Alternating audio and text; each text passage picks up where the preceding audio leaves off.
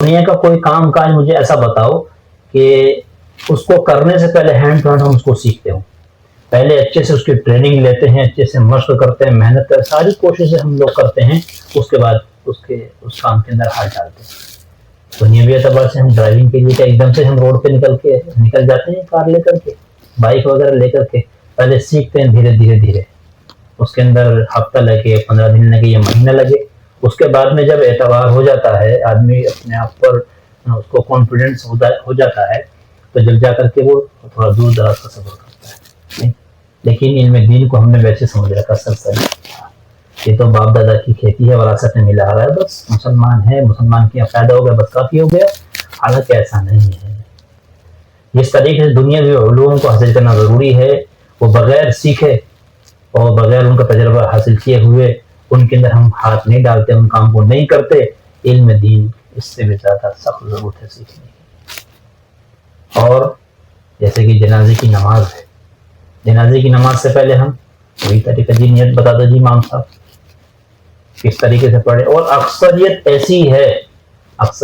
ایسی ہے مسلمانوں کی، آپ دیکھیں گے جنازے کی نماز ہو رہی ہے اور کتنے لوگ کھڑے ہیں، پہلے سے پہلے قبر پر پہنچ کے جنازے کی نماز میں، حالانکہ وہ دعا ہے، مسجد کے لیے کیا ہے؟ دعا ہے۔ اور روایت بھی ہیں کہ جس پر ایک جماعت، بڑی جماعت مسلمانوں کی نماز پر، اللہ رب العالمین ان کی دعاؤں کے توسل سے ان کی کیا کر دیتے؟ مغفرت فرما دیتے۔ تو اس تعلق سے بڑے غور و فکر کرنے کی ضرورت ہے۔ جنازے کی نماز اصلیت دل کا ارادے کا نام ہے۔ اب ظاہر سے پہلے دور دراز سے سفر کر کے آئے ہیں تو جنازے کی نماز پڑھنے کے لیے آئے ہیں، وہی نیت ہے۔ باقی زبان سے کر لیں بہتر ہے۔ 4 تکبیریں نماز جنازہ فرض کفایہ، دعا اس نیت کے لیے، واسطہ اللہ تعالیٰ کی، درود سلام آپ السلام کے لیے، پیچھے پیش امام کہہ کر کے نیت مانگ لیں۔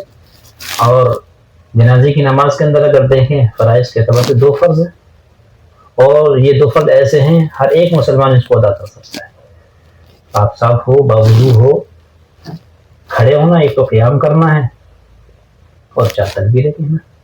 کون نہیں کر سکتا؟ کھڑا کون نہیں کر سکتا؟ اگر کھڑے ہونے کی مجبوری پریشانی ہے تو وہ بیٹھ سکتا ہے، بیٹھ اس کا یہ فرض ادا ہو جائے گا۔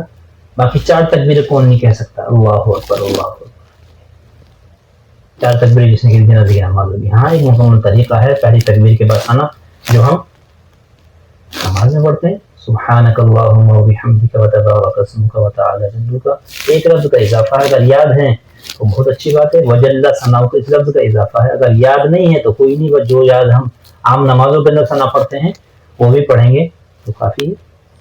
تکبیر ہو جائے گی دوسری، اس کے بعد میں درود شریف ہے، جو عام نمازوں کے اندر درود ابراہیمی پڑھتے ہیں بغیر کسی تعمل کے پڑھ سکتے ہیں، جو خاص ہے وہ بھی پڑھا جا سکتا ہے۔ اس کے بعد میں جو تیسری تکبیر، اس کے بعد میں دعا اللہم اغفر لحینا و میتنا و شاہدنا و غائبنا۔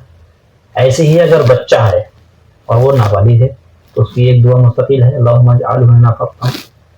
ایسے ہی اگر بچی ہے اور نابالغ ہے اس میں تھوڑا ہا کا اضافہ ہو جائے گا، اللہم اجعلھا لنا۔ 4 تکبیر ہو جائے گی، اس کے بعد میں بس سلام پھر جائے گی، جنازے کی نماز مکمل۔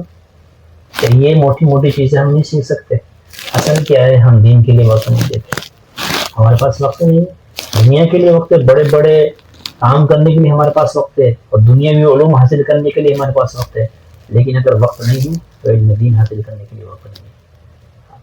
حالانکہ